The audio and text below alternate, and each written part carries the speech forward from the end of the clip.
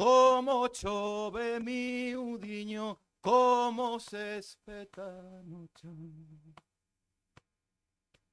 Como baila muiñeira a muller do meu irmán. Ai la lelo, la lelo, la lelo, ai la lelo, la lelo. Ai la la.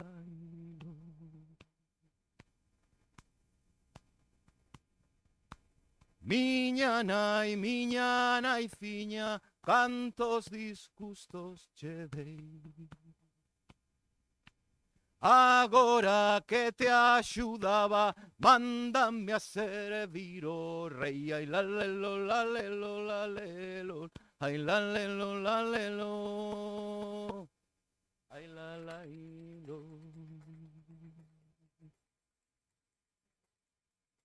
Miña nai fiña, como miña nai ningunha. Que me quentaba cariña co calorciño da súa. Ai la lelo, la lelo, la lelo, ai la lelo, la lelo, ai la la ilo.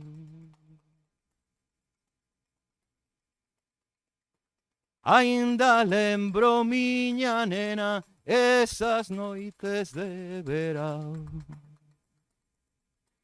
Ti contabas as estrelas, eu as areas do chau. Ai la lelo, la lelo, la lelo, ai la lelo, la lelo, ai la la ilo.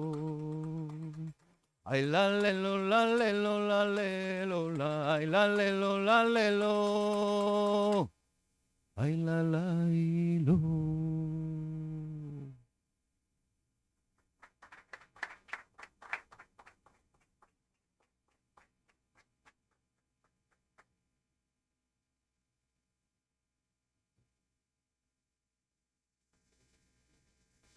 Sí.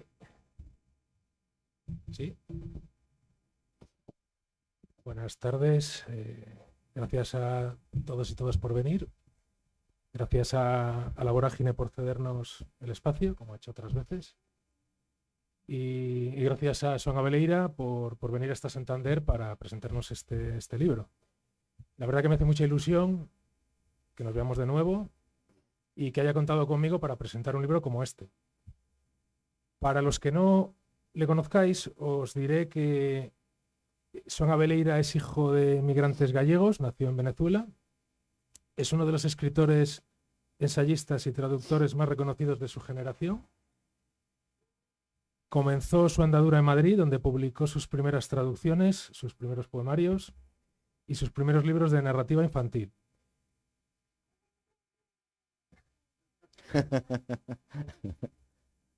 Como poeta, ha publicado los libros Umbral del Centinela, La piel iluminada, Identidades, 9 motivos para un obsequio. Como narrador, 4 de los volúmenes de Las aventuras de Nunavut, Un día de caza, El caribú enamorado, Sedna, la diosa del mar, todos ellos reeditados posteriormente en gallego. En el año 2000... Se hace eco de la canción, claro. Sí. No te lo lleves, déjalo. O no te la lleves. En el año 2000 se traslada a Coruña, donde prosigue su labor como escritor y traductor en gallego. Y en Galicia publica 4 poemarios. Animais, animais, que está editado en Barlevi. Nos asombras nos ardín de Serralves. Pan de ánimas y un libro de haikus. También ha publicado un libro de ensayos y fotografías que fue muy célebre en Galicia sobre la obra de Manfred Gardninger, el alemán de Camelle. Mann, ¿no? Mann. Ha traducido al castellano y al gallego autores como Rimbaud, Apollinaire, Silvia Plath, Ted Hughes y André Breton. De hecho, aquí en Galaxia Gutenberg publicó un libro maravilloso que es una traducción de los poemas de Madurell de André Breton de los años 40 y se llama Pleamargen. una traducción muy, muy interesante con un prólogo maravilloso que recomiendo. Y está muy, muy vinculado al surrealismo. Muy amigo del Grupo Surrealista de Madrid, ha participado en muchos actos, ha publicado en publicaciones del Grupo Surrealista de Madrid. Y hoy presentamos en concreto este libro que se titula La poesía no es un cuento. Fue editado en el año 2021 y es una autoedición, ¿no? Yo poco os voy a decir de este libro, mejor que hable él, pero sí que quería dar algunas breves pinceladas sobre el libro. Entonces, lo primero que querría decir es que este libro no puede entenderse si damos la espalda a una evidencia, que es que la poesía actual, la poesía que ahora mismo se publica, se premia, se difunde en el Reino de España, pues la situación de esa poesía es de degradación absoluta, de absoluta crisis. No hace falta que diga que hoy en día el poema, sobre todo en las redes sociales y en los medios académicos incluso, se ha convertido en mera mercancía, en una mercancía de usar y tirar. Yo creo que es evidente. Y lo peor, que la poesía actual, y no solo del Reino de España, del mundo, de Occidente, es una poesía que agrada y complace. Y una poesía que agrada y complace, una poesía que no nos pone contra la espada y la pared, una poesía que no nos hace cuestionarnos, pues es una poesía muerta o la mortificación de la poesía. Entonces, en este contexto de degradación poética, los ensayos de Abeleira y su poesía son un soplo de lucidez. En segundo lugar, quería decir que no es un libro de ensayos al uso, no puede decirse que sean textos académicos, no son textos sesudos. Es un libro que combina muy bien la escritura poética, la escritura analítica e incluso la escritura simbólica. Entonces, articula muy bien estos tres territorios, ¿no? Pero no son textos académicos. La poesía, Abeleira entiende la poesía como un método de indagación en el lenguaje, esto es importante. También lo entiende como un método de conocimiento interior y, como buen surrealista, un método de liberación interior también. Esto es importante y se percibe en estos textos que están incluidos en el libro. Además, es un libro muy valiente. Hay una sección que es la que da título al libro.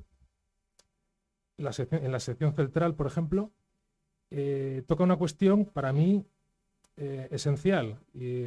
Abeleira es muy crítico con esta tendencia actual, pero que viene de muy atrás, de etiquetar como poesía textos que proceden del género epistolar, de la crónica, del periodismo, de la narrativa, del relato. Y digo que es valiente porque da nombres concretos. Luego podemos adentrarnos en ese terreno, pero se pregunta por qué sucede eso, por qué hay esa tendencia a llamar poesía a cosas que objetivamente no son poesía. Y por último decir que es un libro que indaga en muchos territorios, abre muchos melones. Yo voy a centrarme en uno que para mí es esencial y que está presente en muchos de los textos que aparecen en el libro. Una cuestión esencial, que es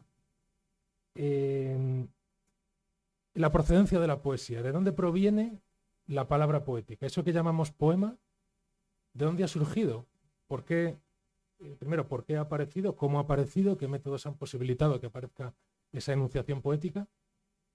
Y parece que cuando alguien escribe poesía, parece que esas palabras le llegan por inspiración divina. Entonces nadie se cuestiona hoy en día de dónde viene eso. Y él se adentra en eso. En ese sentido puede decirse que Abeleira nos invita a que entremos a la cocina y él nos enseña cómo cocina los alimentos. cuáles son los ingredientes, cuáles son las recetas. Y nos recuerda algo importante, que es que la poesía tiene mucho que ver con determinados estados de conciencia alterados que son provocados que son provocados por determinadas prácticas, como por ejemplo la meditación, el juego colectivo, el sueño, frases que se nos aparecen en los sueños o cuando has despertado, esas frases que tienes en la cabeza. Ahí también hay un yacimiento poético, ¿no? en esas experiencias, en esas prácticas. La ingestión de determinadas sustancias, como por ejemplo la ayahuasca. Y algo que a mí me fascina, que es la escritura automática, practicada por los surrealistas. Dicho eso, vamos a establecer una suerte de diálogo para que pues Swan nos vaya explicando estas y otras cuestiones. Buenas tardes, Swan. Buenas tardes. Vale, en primer lugar, en el libro hablas muy detalladamente y de forma muy documentada de la meditación, ¿no? Y de su relación con el proceso creativo, ¿no? Hablas en concreto del método con soporte, el método de meditación que es denominado así, método con soporte, que fue utilizado por Sylvia Plath. Bien, ¿qué papel juega la meditación en la creación poética y en concreto en tu caso? Bueno, antes de nada, voy a daros las gracias a vosotras y a vosotros por estar aquí en noches tan frías. Quiero dar las gracias a La Vorágine. Este es un espacio maravilloso. Vicente ya me había hablado de él. Y bueno, un espacio además que sé que es de espíritu libertario y libre, y entonces me siento muy en casa, ¿no? Veo además a personas que quiero mucho, que están aquí presentes, amigas y amigos que no veía hace mucho tiempo, y estar con Vicente me causa siempre muchísimo placer. Para mí Vicente es mi hermano lírico, mi alma gemela surrealista, y aunque no nos hemos visto mucho, soy muy feliz cuando le veo. Intentaremos que esto sea animado para vosotros y luego terminar con un pequeño recital de poesía. El libro se abre en efecto con un texto que se llama Arte y Meditación, donde relaciono el arte y la meditación. Primero decir, voy a intentar ser muy breve en las respuestas para que nos dé tiempo a escuchar también poemas. Entonces intentaré ser lo más sintético posible. De entrada debo decir que para mí la meditación es el mayor logro de la humanidad, por lo menos a nivel espiritual, y como a mí me interesa más lo espiritual que lo material, pues diría que para mí personalmente es el mayor logro de la humanidad, consecuencia en gran parte del chamanismo, de su espiritualidad primigenia. Yo creo que yo he escrito poemas a partir de la meditación, aunque la meditación y la creación son cosas distintas, pero a veces me ha pasado que estaba meditando, bueno, hace nada me pasó, por ejemplo, ¿no? Estaba practicando meditación y de repente me vino de golpe pues un microrrelato, ¿no? Me ocurrió un microrrelato así de golpe, o sea, lo vi como una visión y hice lo que creo que hay que hacer, es dejar de meditar, y para que no se me fuera, pues escribí ese texto. La meditación, yo doy en A Coruña un taller sobre las fuentes de la creación, y una de las fuentes que vemos es la meditación, pero la meditación está muy ligada a la observación también, ¿no? Y la observación, la contemplación, es casi diría que una de las fuentes de creación por antonomasia, no solo poética, sino a nivel pictórico o a nivel plástico, ¿no? Observar las cosas, contemplar, para poder entrar, digamos, en la esencia de las cosas, e incluso hasta el punto de muchas veces identificarnos con lo que observamos, ¿no? Por ejemplo, Animales, eh, se abre con un poema sobre el búho, por ejemplo, ¿no? Y nació a partir de la contemplación, ¿no? De muchos búhos hasta llegar a identificarme con el búho y convertirme en ese búho y hablar a través del búho, ¿no? Que es como el grado máximo de la contemplación. En ese sentido, lo que tú decías, Ted Hughes y Sylvia Plath practicaron mucho ese tipo de observación, contemplación, ¿no? Plath, creo que algunos de sus mejores poemas los escribió así. Y luego la meditación es muy buena, hay como dos líneas básicas de la meditación, lo que es la meditación de concentración y lo que es la vipassana en sí, o la meditación budista propiamente dicha, pero la meditación de concentración, aparte de ayudarte a entrar en estados de absorción, por decirlo de alguna manera, que no es una palabra muy apropiada, pero de concentración muy alta, a partir de los cuales también tienes visiones, la plena atención, que es la base de la meditación, es fundamental para cualquier arte, ¿no? Y para la poesía, desde luego. Y ya si hablamos de los haikus, pues para qué contarte, ¿no? El camino del haiku es el camino de la plena atención, ¿no? Se me acaba de ocurrir una pregunta. Si la meditación la vinculamos a la creación poética, ¿tiene sentido seguir llamándolo meditación? ¿O Yo hablaría más de la plena atención y de la concentración y de la meditación de concentración, porque es cierto que cuando a mí me han surgido poemas meditando, lo que hay que hacer es parar de meditar, porque quiero decir, no es meditar, estar meditando y estar creando un poema mentalmente, ¿no? O lo que sea, ¿no? Eso no tiene sentido. Pero sí es verdad que puedes estar meditando y de repente que te venga una imagen, se te puede aparecer igual que en los sueños, un cuadro de repente, pero ahí lo que tienes que hacer es parar y pintar ese cuadro o hacer lo que hice yo el otro día de escribir lo que me había venido de golpe, te suele ¿no? pasar mucho que cuando meditas Pues estás mira, todo el rato parando? yo creo que una de las experiencias más alucinantes que me ha pasado meditando, por cierto, quiero decir que estoy muy feliz en Cantabria, que no he venido muchas veces, pero he venido unas cuantas veces y amo mucho Cantabria, que además es, bueno, el norte es muy semejante y muy distinto a la vez, ¿no? Porque Cantabria no se parece a Galicia, es semejante a Galicia, pero no es Galicia, tiene otro tipo de belleza que a mí me conmueve mucho. Y la última vez que vine hice un retiro de meditación de 10 días, cosa que tú sabes, y estaba practicando la meditación de concentración y concretamente la que se llama de los llanas, de absorción, y de repente tuve una visión, que no voy a contar aquí porque he dicho que voy a intentar ser sintético, pero fue una visión muy importante acerca del vacío, de lo que en el Zen se llama la sunyata, y paré de meditar y escribí esa experiencia, ¿no? Y esa experiencia escrita, pues curiosamente la he metido en una antología de mi trabajo que va a salir próximamente, pero pensé que la visión que había recibido, ya sé que eso suena un poco pedante, pero lo que yo había visto era importante transmitirlo. Y bueno, y ahí está, y es un ejemplo de lo que te puede ocurrir meditando. Y fue más bien, no fue una visión poética, digamos, fue una visión más bien de índole espiritual, pero con una apariencia bastante onírica, ¿no? Pero bueno, y esas cosas suceden. Antes, Por no hablar de los grandes yogis y de las grandes yoginas que han escrito poesía a partir de visiones.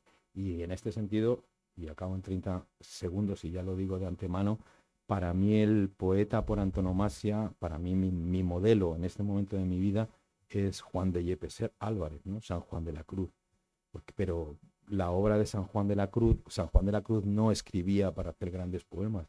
San Juan de la Cruz se desarrolló como ser humano.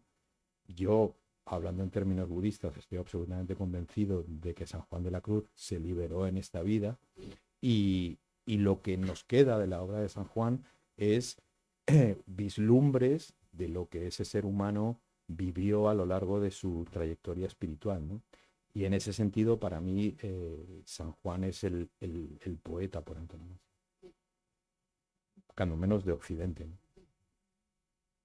En mi introducción he hablado de la escritura automática y hay un texto que dedicas a la escritura automática. Te apoyas en un texto fundamental de André Breton, que es La escritura automática, del año 33, que por cierto lo tradujo Julio Monteverde, un amigo nuestro. ¿Qué nos puedes decir de la escritura automática? ¿Qué tipo de escritura automática practicas tú?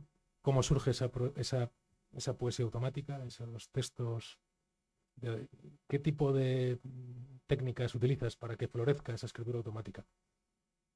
Yo creo como gallego que deberías responder tú a esta pregunta, hacerte la pregunta a ti, responderte como los gallegos, con una pregunta, porque yo sé que tú sabes más que yo en ese sentido, pero otra vez, intentando ser sintético, lo que yo creo que en general no sabemos de la escritura automática, y Breton lo dice en el manifiesto, y en los años 50 lo vuelve a decir, es que la escritura automática está de alguna manera vinculada con esta meditación de concentración, lo decía, de la que estábamos hablando, ¿no? Breton, cuando empiezan a llegar los textos sobre el Zen en los años 50, cuando cae un libro de Zen en su mano, dice, pero es que la escritura automática tiene mucho que ver con el Zen. Pero en el primer manifiesto surrealista, lo que habla Breton es que para practicar la escritura automática hay que alcanzar un cierto estado mental, un cierto grado de concentración, ¿no? Y eso es lo que en los colegios, en los institutos o en los talleres de edad no se dice y no se hace con la escritura automática. Os voy a poner un ejemplo muy claro. En los talleres de poesía que yo intento orientar y en los que aprendo mucho, generalmente en cuanto llegan, y ya saben un poco la base técnica de lo que es la escritura automática, les pido que hagan un texto de escritura automática. Pero luego, sin que ellos lo sepan, después de hacer ese primer texto, hacen 20 minutos de meditación de concentración, normalmente de lo que se llama anapana, de la concentración en la respiración. Y luego hacen el segundo ejercicio o la segunda práctica de escritura automática. Vale, pues la diferencia que hay, no solo a nivel estético o poético, sino a nivel humano, o sea, el grado de conciencia al que llegan en la segunda práctica es mucho más interesante y mucho más alto que con el primero, ¿no? Entonces es absolutamente necesario, desde mi punto de vista, empezar a escribir, a hacer escritura automática a partir de un cierto grado de concentración que tú puedes alcanzar como quieras, ¿no? Me contabas antes de entrar, por ejemplo, tú te concentras mucho a partir de la escucha de la música, que es otra técnica de concentración de la meditación. Yo diría que lo que hay que alcanzar es lo que en samatha, en la meditación de serenidad, de concentración, se llama la concentración de acceso. La concentración de acceso es justo la que se alcanza antes de empezar a practicar las meditaciones de jhana, las meditaciones de absorción, y a partir de la cual se empieza a practicar vipassana, ¿no? Entonces, por lo menos ese grado de concentración es el que hay que adquirir para empezar a ver algo, para empezar a escuchar algo. En el libro también analizas la vinculación que hay entre el sueño, fenómeno onírico, y la poesía. Hablas de estas frases que brotan en el sueño y en los momentos posteriores al despertar. ¿Qué nos puedes decir al respecto? ¿Cuánto de tus poemas procede del terreno onírico? ¿Cuántos de tus versos han surgido de sueños o de un estado intermedio entre el sueño y la vigilia? Me río porque he soñado libros enteros. Bueno, es que el sueño es un tema apasionante, ¿no? Hay algo, ¿no? dentro de nosotros, algo que no tiene nombre y al que lo ponemos miles de nombres, pero bueno, a lo mejor aquí esta noche podríamos utilizar un término junguiano y llamarlo el sí mismo. Pero ese algo maravilloso que nos habla desde dentro de nosotros y a través de los sueños, es increíble, ¿no? Yo, o sea, podría contaros muchas cosas, pero yo he soñado libros enteros de poemas, libros enteros, ¿no? Por ejemplo, tuve un sueño que un amigo mío, que era poeta de la adolescencia y dejó de escribir, venía y me decía, Joan, he vuelto a escribir, mira, yo he publicado un libro. Entonces venía con un libro y yo iba leyendo todos los poemas que había escrito y era un libro entero. Y claro, al despertar me di cuenta de que el libro lo había escrito ese algo, ¿no? Eh, el otro día también en un sueño había otro libro y llegaba al índice y de repente empezaban a aparecer, pero así como el chasquido de dedos, unos dibujos absolutamente surrealistas, mira, pum, pum, pum, pum. Y cuando desperté decía, bueno, pero es alucinante porque o sea, nos creemos algo y no somos nada, somos una bosta, una caca de vaca comparado con eso, ¿no? Que es capaz de crear así, como Harry Potter, con la varita, así, y va creando obra tras obra, ¿no? Entonces, yo he compuesto en sueños. Hace poco compuse que yo no sé mucho de música, pero algo sé, pero no para ese nivel. Compuse, además era muy curioso porque componía un nocturno, y me preguntaban, ¿y qué es cómo se llama esto que has tocado? Y yo decía, un nocturno, que tenía mucho sentido con lo onírico, ¿no? Pero por terminar ya, hace poco eh, volví a soñar un poema, que he soñado muchas veces poemas, la mayoría de las veces no los recuerdo, pero la última vez no era un poema muy largo, pero solo conseguí recordar el último verso y hice el esfuerzo de levantarme en la cama y lo escribí. No voy a decir el verso, pero creo que es uno de los mejores versos. No voy a decir que yo he escrito, sino que ese algo ha escrito en mí y me parece tan bueno, porque además creo que es un verso sobre este tema del que estamos hablando, que me gustaría hacer un ensayo entero sobre ese verso, nada más, y sobre la experiencia. No, prefiero no decirlo por el momento, pero de verdad que creo que es uno de los mejores versos que yo he escrito en mi vida. Que yo no lo he escrito, me lo dictaron. ¿Y cómo sueles hacer? Según te levantas, ¿lo anotas rápido, una anotación inmediata? ¿Lo grabas?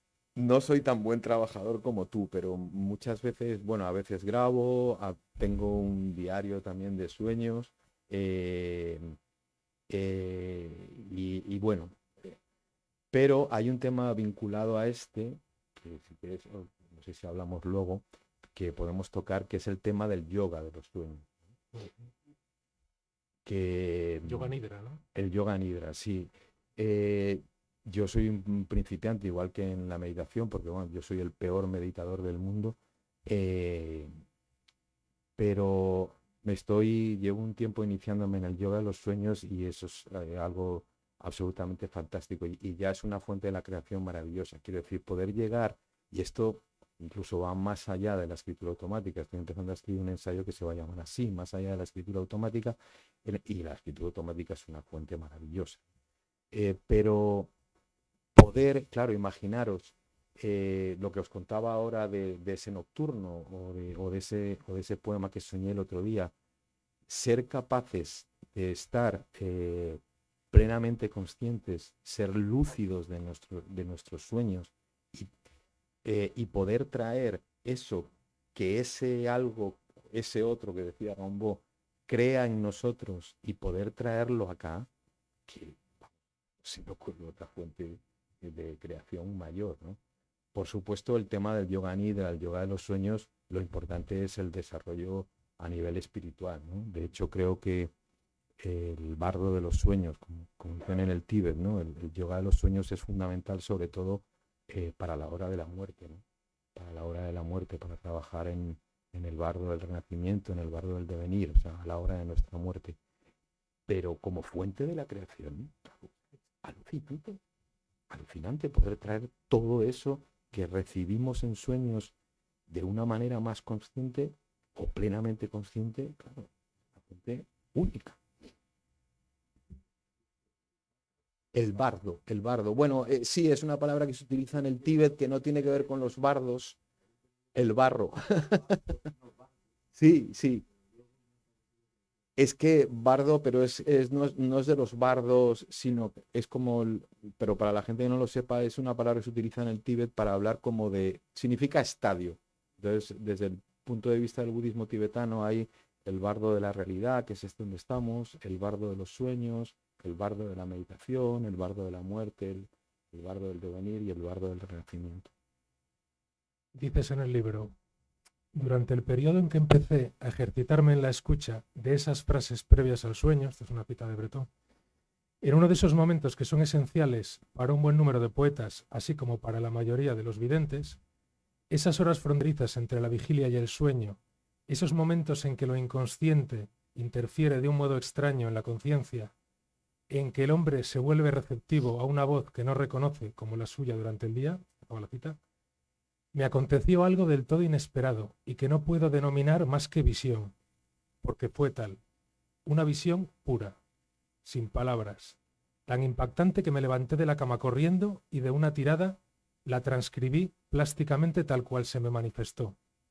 Aunque eso sí, empleando en la medida de lo posible, pues seguía estando en ese estado semialterado de conciencia, toda mi capacidad poética del momento. El resultado, escrito en gallego, fue este. E incluyes el poema que escribiste a raíz de este sueño. ¿Puedes leerlo? Sí. Lo puedes leer en gallego si quieres. Sí. Luego lo lees tú en castellano. ¿Puedo leer entonces? yo después la traducción? Por favor. Sí, además es muy curioso porque justo después, eh, a los 3 meses o así, recibí una colección de libros y uno de ellos era sobre los espíritus animales. Y fue entonces cuando descubrí que para algunas tribus de Norteamérica el alce es el dios creador, ¿no? Lo que comento luego ahí es que lo que no fui capaz de ver en ese momento, bueno, alucinado como estaba por lo que vi y no fui capaz de darme cuenta del mensaje que me traía esa visión en ese momento. Y lo descubrí más tarde, pues en una ceremonia chamánica, y era que yo, que durante la juventud había sido cristiano y había tenido una ruptura muy grande con el cristianismo, el mensaje de alguna manera que me traía esta visión era que tenía que iniciarme en otro tipo de espiritualidad, ¿no? Que tenía que buscar respuestas como en otro tipo de espiritualidad y concretamente pues en la del chamanismo, ¿no? Pero eso fue algo que tardé muchos años en darme cuenta. Y realmente lo importante no era este poema, por mucho que me guste, sino obviamente el mensaje que me traía, ¿no? Alces, alces, o Deus, alces. Caiu un coio como un callo, como un coágulo inxente na terra baleira. Rompeu, sangrou, pariu o alce. Bruou o alce, erguéronse as montañas. Brecou o alce, esguazaron os fentos, eleváronse as árbores. Bradou o alce, xurdiron as burgas cun son atronador.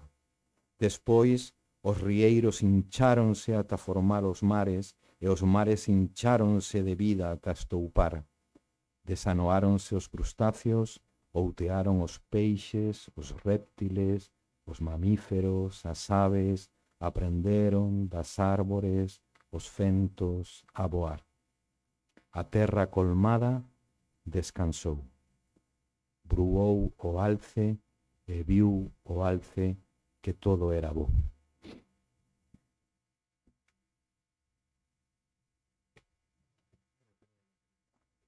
No, pero toma.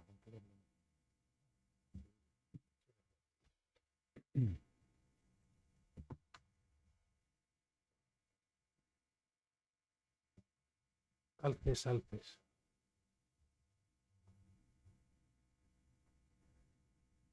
Cayó una piedra como un cuajo, como un coágulo ingente, en la tierra vacía.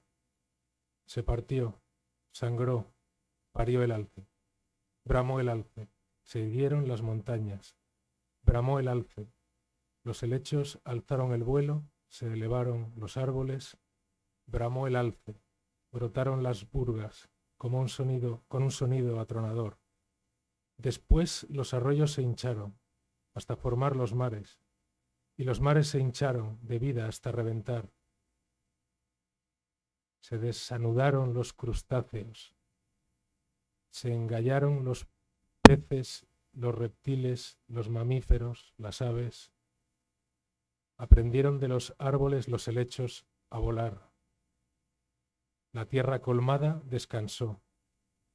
Bramó el alce y vio el alce que todo era bueno. Claro, ves, en ese final que está tomado de la Biblia hay como una sustitución del cristianismo por el chamanismo y fue así, hablando del sueño, ¿no? O sea, yo me estaba quedando dormido y de repente vi una piedra que caía del cielo, pum, se partía y salía un alce, ¿no? Entonces el alce iba a medida que iba bruando, como decimos en galego, pues de repente ¡guau!, se levantaban las montañas, volvía a bruar y ¡guau!, se levantaban los ríos y así iba creando el mundo, ¿no? Y claro, me impactó mucho y me levanté y escribí el poema, que es una transcripción tal cual. Y eso, y luego varios meses después, leyendo un libro sobre los espíritus animales, descubrí que para varias tribus indígenas de Norteamérica, el alce era el dios creador. Claro, te puedo imaginar la cara que se me quedó. Sí, todo un azar objetivo. Sí, sí. Y en otra parte del libro analizas las canciones de poder chamánicas, canciones que en determinadas sociedades primitivas servían, por ejemplo, para encontrar tu animal de poder. También hablas de, como decía antes, de estados alterados de conciencia provocados por la ingesta de determinadas sustancias, como por ejemplo la ayahuasca. Bien, ¿qué similitudes hay entre la poesía actual y ese tipo de enunciaciones rituales que se producen en esos contextos? ¿Y cómo se materializa eso en tu práctica poética? A ver, otra vez, por favor, Vicente, la pregunta. ¿Qué vinculaciones ves, si es que ves alguna, entre la escritura poética en Occidente o la enunciación poética? Sí. Con este tipo de canciones rituales de estas sociedades primitivas. Si ves algún nexo de unión, alguna similitud. Sí, de hecho, bueno, desde los orígenes, ¿no? Claro, una de las cosas que trato en ese ensayo, que por cierto es el más antiguo de todos y es el primer ensayo que escribí en gallego, a partir de cierto, no hay mucha literatura sobre esto, hay muy poca, poquísima. En Francia yo solo conozco un libro que todavía no he conseguido ver y que voy a tener que ir a París a buscarlo, la relación entre la poesía y el chamanismo, pero por comparaciones con las etnias y con las tribus indígenas que aún existen en el mundo, ¿no? Yo vengo de Colombia y estuve más bien con las Embera y con la chamana que había allá. Y la poesía nació clarísimamente en un contexto chamánico, ¿no? Y seguramente vinculado a la música, al ritmo y probablemente a lo que ahora entendemos por teatro, ¿no? A un ritual, ¿no? Y a la propia pintura, vamos. O sea, aquí yo amo muchísimo el arte paleolítico y recuerdo, vamos, con una emoción tremenda cuando mis padres de pequeño me llevaron a Altamira. Creo que es una de las experiencias estéticas más grandes que he tenido en mi vida y pagaría lo que fuera por volver a entrar en Altamira, ¿no? Suplicaría que me dejasen volver a entrar en Altamira, pero he visto varias pruebas de aquí de Cantabria, ¿no? Y la última, pues este verano que fuimos a la de los ciervos, y yo creo que esto explica tu pregunta, ¿no? Cuando me marchaba, que además tuvimos mucha suerte porque iba con una amiga y estábamos solos con el guía y empezamos a hablar de este tema, y cuando yo me iba había un signo ahí. Sabéis, ¿no? La de los ciervos, ¿cómo se llama? Que es muy pequeñita, pero bellísima, la de las ciervas. No es la de Tito Bustillo, es una muy pequeñita que hay, que es muy bella. Sí, creo que es la de Puente Viesgo. Y entonces le dije, ¿y este signo que hay aquí debajo de las ciervas? Y me dijo, entonces él sonrió y me dijo, ¿tú qué ves? Y entonces yo me quedé mirando, pero de repente me volví así boca abajo y digo, hostia, pero si es un chamán. Y me dijo, efectivamente, eres la segunda persona que lo ve después de un especialista francés que no sé qué y no sé cuánto.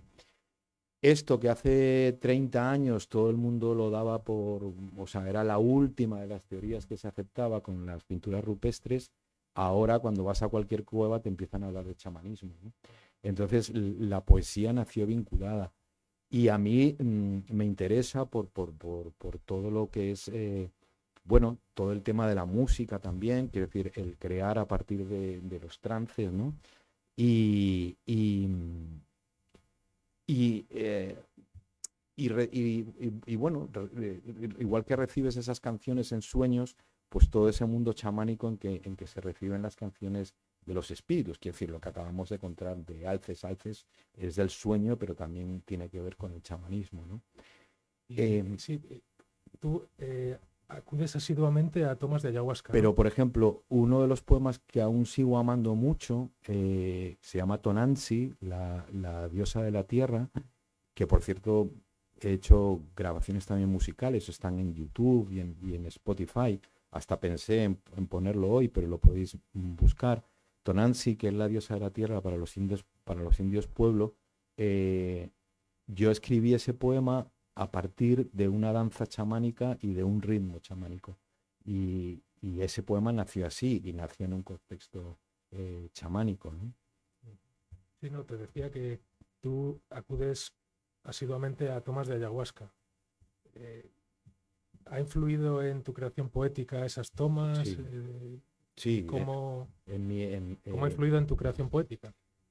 Yo empecé iniciándome en el chamanismo de una manera teórica e intelectual, pero llegó un momento en que me di cuenta que tenía que ser serio y realmente conocerlo en cuerpo y alma y de viva, o sea, y por experiencia, ¿no? Entonces, primero empecé leyendo, luego cuando aún vivía en Madrid, empecé a hacer danzas chamánicas con un grupo y luego pues tuve la inmensa suerte, aunque tardé mucho en decidirme, de conocer esa medicina, porque es una medicina, la ayahuasca. De hecho, hoy estoy aquí, pero si no estuviera aquí, ahora mismo estaría en la Ribeira Sacra a esta hora, seguramente tomando ayahuasca, como muchas de mis compañeros y de mis compañeros que están ahora mismo tomando ayahuasca en la Ribeira Sacra con una chamana.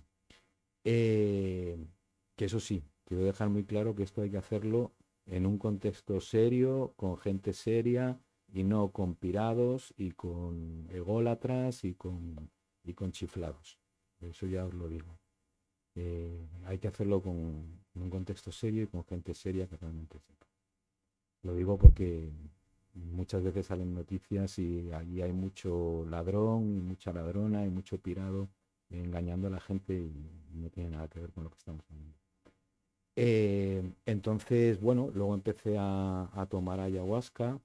También he tenido experiencias con hongos, por ejemplo. Por cierto, que hace poco, antes de ayer, leí un artículo sobre pinturas rupestres de India y que están estudiando arqueólogos y antropólogos españoles, y una de las cosas que se ha vuelto a descubrir es que los hongos alucinógenos o sea, se llevan utilizando desde la prehistoria, y ahí en las pinturas de India, de esa zona de India que sigue siendo animista, aparecían pinturas de gente en estados de trance a partir de los hongos, ¿no? Pero hablando de la ayahuasca, lo fundamental es lo que ha sido para mí como ser humano, ¿no? Yo le debo muchísimo a la ayahuasca como persona y, aunque me queda muchísimo camino, porque soy muy ignorante, pero le debo muchísimo a esa medicina, muchísimo. Y a nivel poético, pues me ha dado grandes regalos. Y lo que sí es cierto, y un minuto más, es que es muy difícil en los grandes trances Yo, por ejemplo, la primera vez que tuve un trance así muy fuerte de ayahuasca, ingenuo de mí, estúpido de mí, decía, ay, por favor, que recuerde todo esto, y a ver si soy capaz luego de escribir un poema. Nah, ni de broma. Lo que dicen los místicos y las místicas de que, de que eso es innominable y de que es intransmitible, es así. O sea, las grandes experiencias espirituales no se pueden transmitir. Lo que transmite son vislumbres. Volvemos a San Juan de la Cruz. O sea, son vislumbres, pero lo que vivió San Juan de la Cruz, lo que ven los místicos, es una cosa, y lo que luego transcriben o nos dan es nada, eso, una lucecita del aluvión de luz y de amor que viene. Ya para ir acabando, en el bloque que da título al libro, te adentras en muchas cuestiones esenciales, pero una de ellas es la situación actual de la poesía.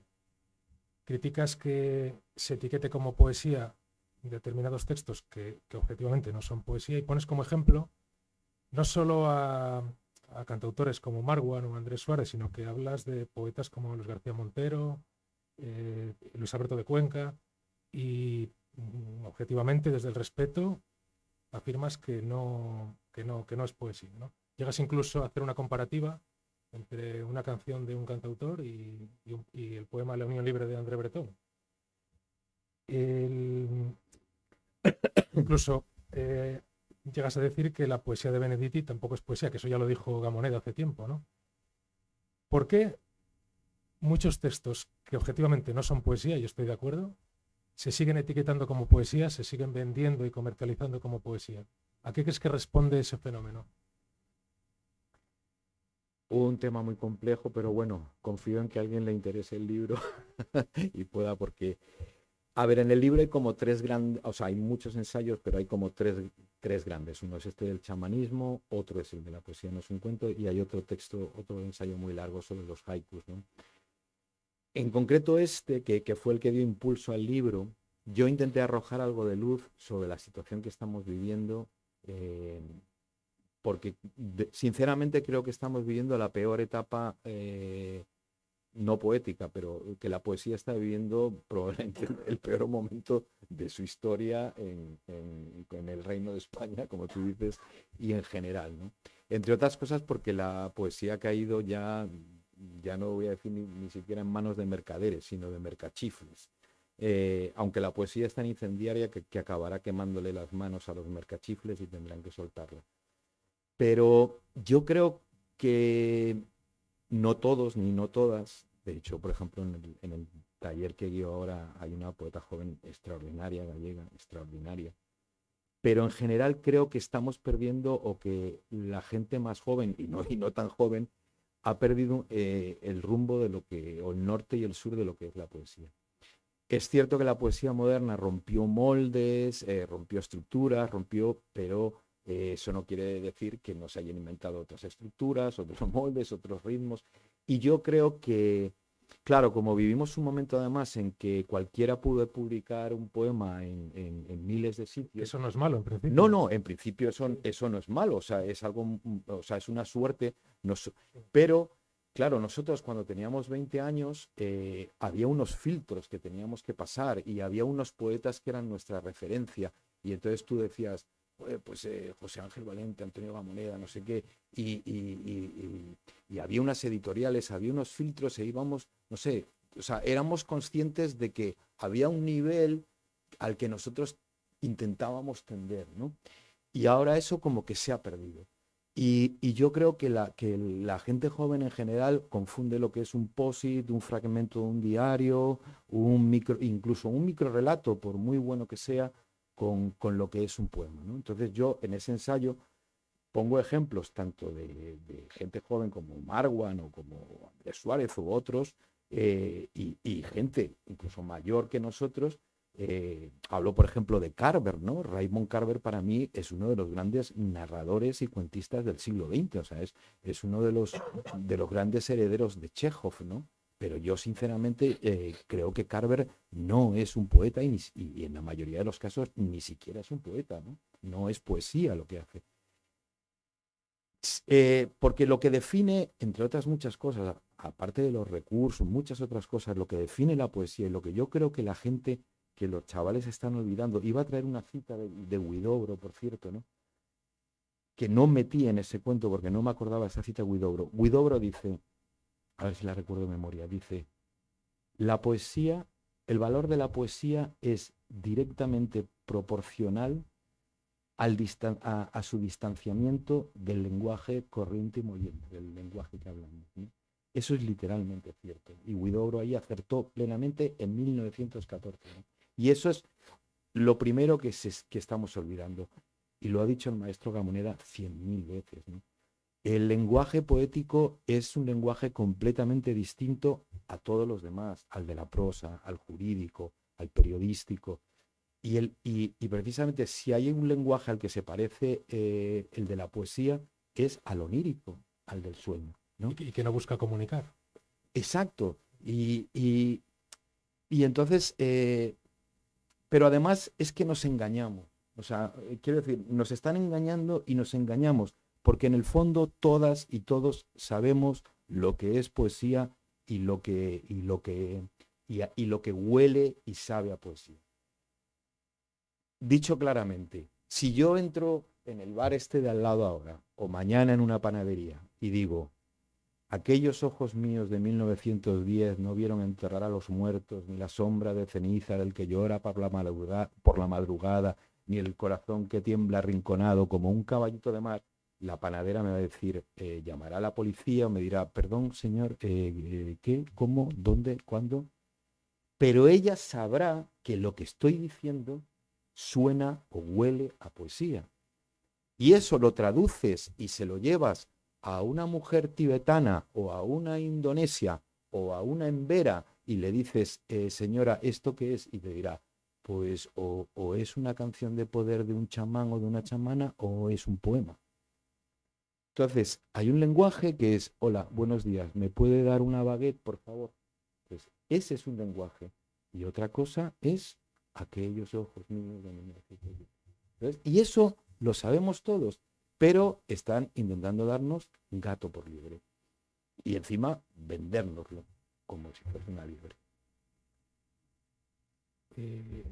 Yo creo que la situación ahora es peor que la de hace 20 años, por ejemplo. Sí, Yo me acuerdo que en los años alguna. 90, la famosa guerra que hubo entre la poesía de la experiencia y la poesía del silencio, por lo menos se debatía, por lo menos se ponía Sí. sobre la mesa el debate de, bueno, la poesía narrativa es Y en los poesía. periódicos que se intercambiaban. Había cierto cartas, debate, sí. cierta lucha, cierta dialéctica, pero es que hoy en día no hay debate de eso ya. Ya se presupone que es poesía porque está, mira, está versificado, pone poesía en el lomo, está en la sección de poesía y ya es poesía. Me llama la atención, ¿no? A qué hemos llegado, que ni siquiera ya nos lo cuestionamos. Ya ese debate no está en ninguna revista prácticamente. Claro, y no se trata de, no sé, yo lo comento también ahí, o sea, es que recuerdo, abrí un libro, ¿no? En Espasacalpe de Madrid, de uno de los muchos y muchas poetas jóvenes que hay ahora. Y entonces el verso era, tía, nadie folla como tú cuando escuchamos heavy metal. Y bueno, y no se trata de, primero, pensar que utilizar el verbo follar es muy moderno, no tienes ni idea de poesía, claro, porque ya lo hizo Catulo y ya no digamos la generación beat, ¿no? Pero que es que eso es muy fácil, o sea, y entonces te dan ganas de decirle, chaval, si me parece muy bien que le digas a tu chica o tía, me parece muy bien que le digas a tu tío que folla de puta madre y que cuando y lo hacéis escuchando heavy metal, folláis aún mejor. Vale, de puta madre, pero díselo a ella, o sea, pero luego no me lo vendas ese, como que eso es un verso, porque lo difícil no es decir, tía, follas como Dios. No, lo difícil es decir, escrito está en mi alma vuestro gesto, y cuanto yo escribir de vos deseo. De Garcilaso, estamos hablando de Garcilaso.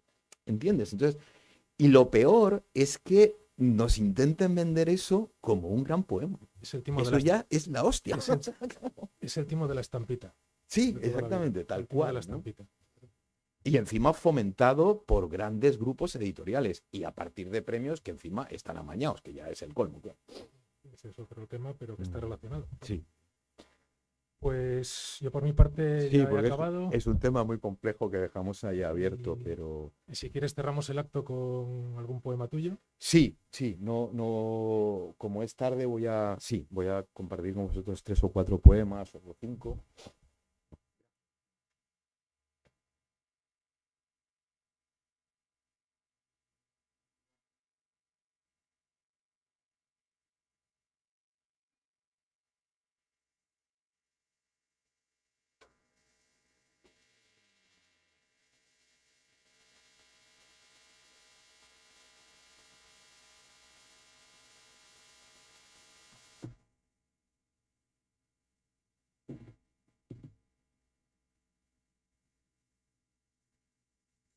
acaba de llegar de Colombia.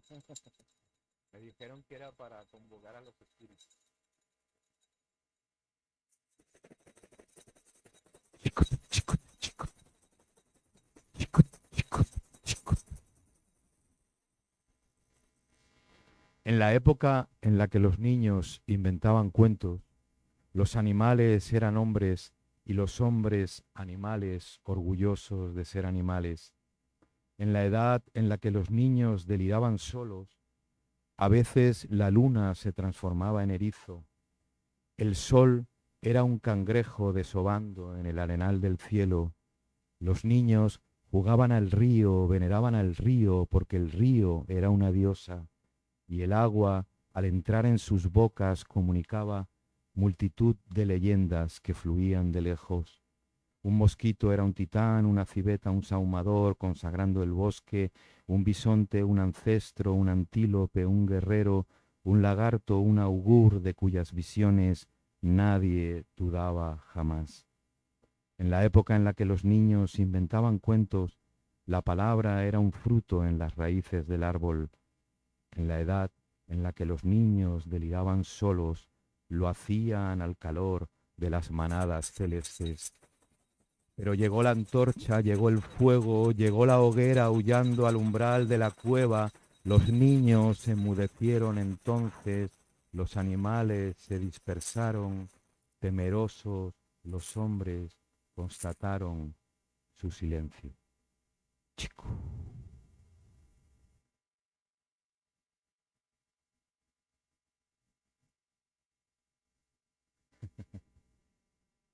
Este otro poema es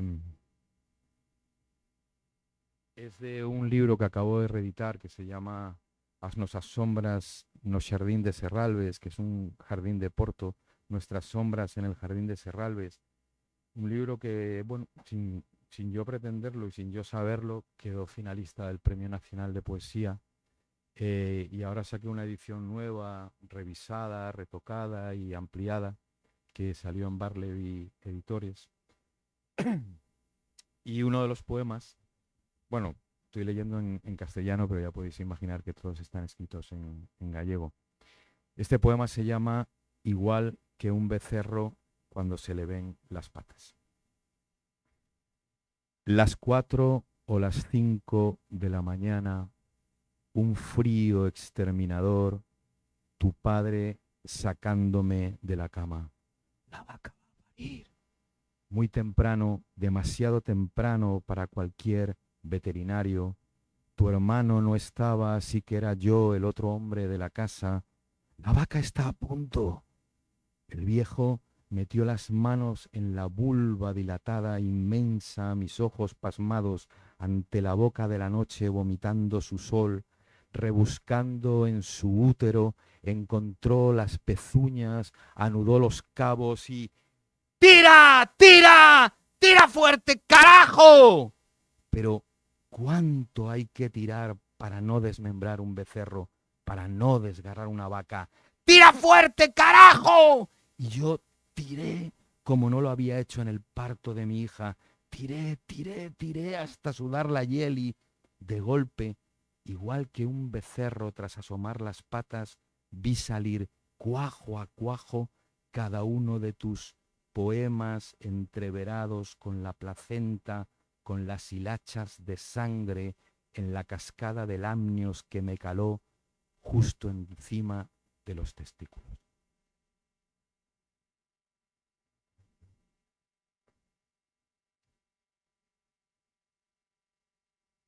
Este otro poema se llama Análisis y pertenece a un libro que se llama Pan de Ánimas. Pan de Ánimas, yo juraría que también aquí en Cantabria, y eso también tiene que ver con el chamanismo, es como unas tortas de harina que se dejaban antiguamente, probablemente desde la prehistoria, para los espíritus, para las ánimas. Y de ahí el nombre de Pan de Ánimas. Así se llama el libro. Este poema se llama Análisis y está dedicado a mi padre que ahora mismo está con Alzheimer. Y dice así. Toqué la sangre de mi padre, abierta como un cuadro clínico, un grabado imposible de Miró o una luna estrellada contra el techo. Toqué la sangre de mi padre, hurgué en ella, desgrané sus coágulos uno a uno y mil a mil, buscando, no sé, algo, algún dato, alguna voz que me diese razón de mí desde muy lejos. Pero solo vi sangre muy vieja, quizás la sangre de otro padre más viejo, pues al llevarla hasta los labios y diluirla en la lengua, constaté todas las muertes de mis vidas, todas las vidas de mis muertos.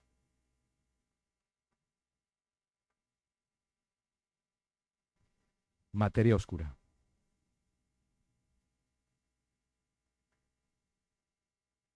Bueno, iba a tocar más instrumentos, pero no os quiero robar mucho tiempo. Nazco como en la mano la cerilla nimbada de penumbra. Surjo de la materia oscura que engendra en la conciencia un fogonazo atroz y lo que se desprende en cada alumbramiento son estas ascuas negras clavadas en el blanco.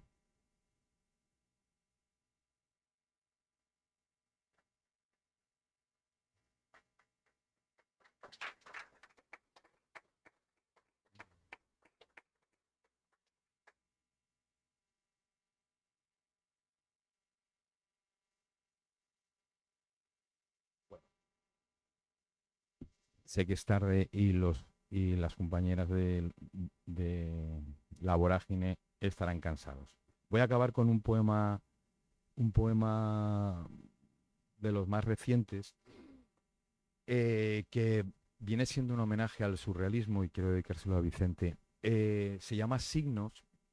Hay días en que eso que en el surrealismo llamamos lo maravilloso, eh, pero yo creo que, sobre todo cuando practicamos la plena atención, los seres, las cosas, nos están mandando como constantemente mensajes, signos, que si estamos plenamente conscientes podemos aprender a leer y a escuchar, ¿no? Y este poema lo escribí, no voy a decir que de manera automática, pero sí que en la calle y de una manera muy, bueno, no sé, nunca había escrito un poema así y hasta ahora no he vuelto a escribir un poema así. Eh, y bueno, fue una experiencia poética muy, muy especial. Dice así en castellano. Esta mañana que no merezco está preñada de signos, la poesía sin duda no habla donde pensamos, sino ahí en esas cosas en las que ya no creemos. En la calle, un mozo que fui, quién sabe, en otro tiempo y lugar, vende patatas y ajos junto a una furgoneta sin que nadie le compre. Un día preñado de signos, un sello para Medellín, dice ahora un señor en la oficina de correos que construyó mi abuelo junto con otros anarquistas. El viento barra el cielo para que un niño guayú juegue en él a la perinola de Granville. Un acordeón interpreta alma llanera. Yo nací en una ribera del Arauca vibrador. Soy hermano de la espuma, de las garzas de las rosas. Soy hermano de la espuma, de las garzas de las rosas y del sol. Y del sol. Amo, lloro, canto, sueño, doy en una tienda con el pan de vino con el que se anda el camino que descubrí hace poco en la plaza de Sonsón, un lugar cabalístico, el lunar de quien venero disolve hasta las manchas más persistentes, incluso el sueño coagula, se bebe de un trago, mi mujer con sexo de brasa de palo santo, con sexo de humo de copal, satisfeo, remboursé, líate la bufanda a la cabeza y escápate, vuela a lo nuestro, vuestro amor, summa artis, gos mineral, arena macho, arena hembra, nacidas de un mismo lecho. Sus niveles energéticos son tales que no existe región prohibida. Cuando llega el huracán al punto del mestizaje, el ibis es el último pájaro en ocultarse.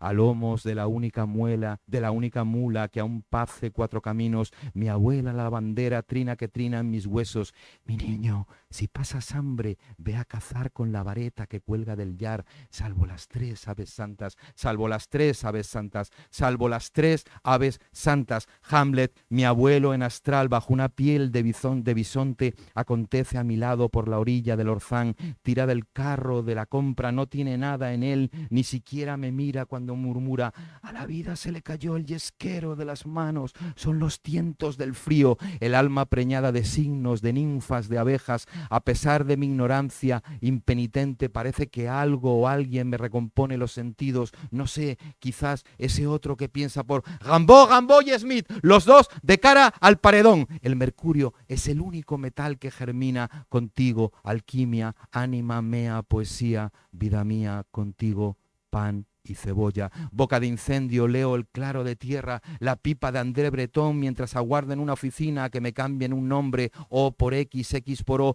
Che de Chalundes, una mañana de continuos asombros, pese al cielo helado, una mañana trenzada de renuevos, de auspicios, el surrealismo existe y la naturaleza de todos los seres, los objetos, es su profeta. La poesía está en la boca, en los ojos, en la base de la conciencia de los que ya no creen en ella. La poesía es la ventana por la que nadie mira. Esta es la primera vez que escribo un poema en una oficina de tráfico. Oye, a correr, al hilo del pensamiento. No tenga prisa, hombre, aguarde su turno. Le cose belle ci sono lente. Il n'y a plus que lo que do. Sans rêver, c'est réveillé. T029 es el número que me dieron en esta vida. T029, vent y una flecha.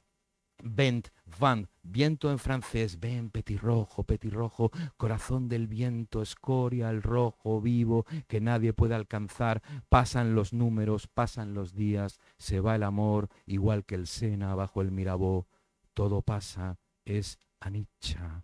Pero yo permanezco, hay una estrella de 8 puntas delante de mí, la puerta de salida, la mujer llamada Albeira también tras la ventanilla afirma que yo no existo, que yo jamás existí. Oiga, ¿y yo qué le voy a hacer ahora? Pues yo supuestamente Xuan no me comprometo a enmendar mi error al máximo plazo, 1 semana. No sé si podré enmendarlo, no lo sé. Tal vez sea este el último poema de mi último día. Muchas gracias.